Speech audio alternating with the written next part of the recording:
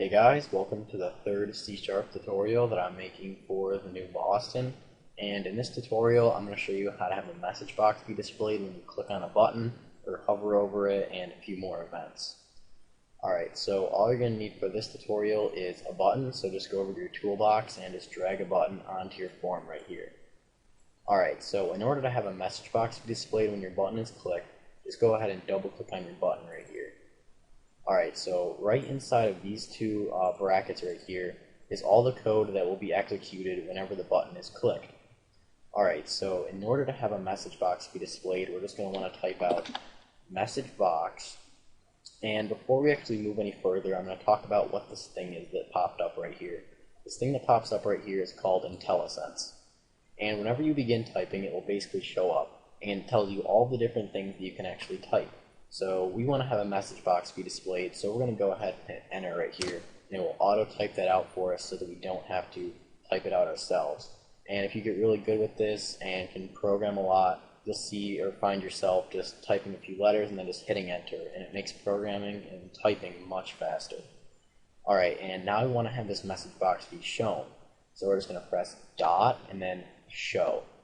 And again, IntelliSense pops up right here, and we didn't even have to do anything. We can just move up and down with our arrow keys, and then just hit enter, and it'll auto type out show for us, so we don't have to type that out. Alright, and in order to have this message box be shown, we're just going to want to put two parentheses. And inside of these parentheses is called parameters. And to find out what you have to put inside of here, just put one parenthesis up, and you'll see IntelliSense will pop right up and tell you what to type. And it says string text right here. Now, a string is just basically text, and it's calling for you to pass text through these parameters right here, or inside of these parentheses.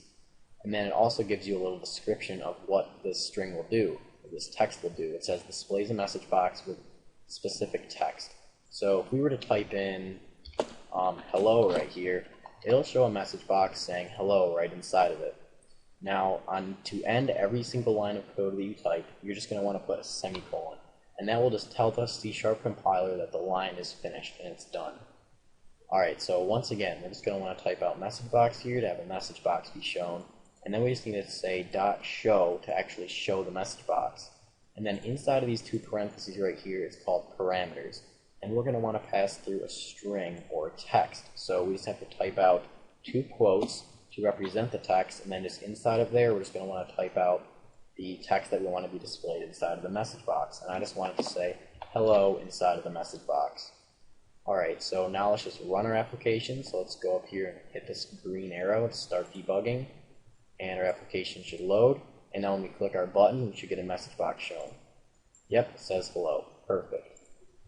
Now, one more thing I'm going to show you about having a message box is if you just put a comma right here and say something else, this will be the text on top of the message box, or the title of the message box.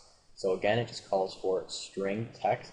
So text we just want to pass through here again. So again, we're just going to want to put the two quotes, and then inside of here, the text that we want to appear on top of our message box, or as the message box's title.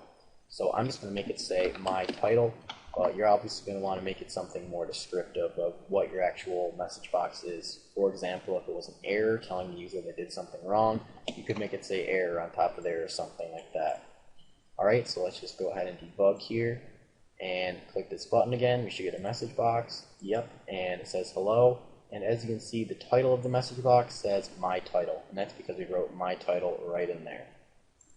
Alright, so let's say we want to have this message box be displayed when the user hovers their mouse over the button. Well, to find more events, you're just going to want to select your button right here, and then go over and hit this little lightning bolt right there, and that is the Events tab. So just go ahead and click that, and then these are all of the events that can occur for your button. So if you wanted the message box to show whenever you hover your mouse over your button, just go down to mouse hover right there, and then just double click on it. But before we do that, you can see right down there, it tells you what this event really is. It says occurs when the mouse remains stationary inside of the control for an amount of time. And a control is just basically anything outside of the form. So this button is a control. So whenever the user basically hovers their mouse over this button, this event will occur. So we're just going to double click on this right here. And now all the code inside of these two brackets will occur whenever the user hovers their mouse over the button. And we're just going to have a message box show, so we're just going to type MessageBox.show, and again we can just hit enter instead of actually typing out the entire word. And we're just going to have this message box say, you are hovering your mouse over the button. Alright, so now let's just go ahead and debug and see if it works. So now when we hover our mouse over the button, we get a message box saying you are hovering your mouse over the button. And again, that's because we selected our control, went over to the events right here, and double-clicked on mouse hover. And then when we did that, it generated this code right here.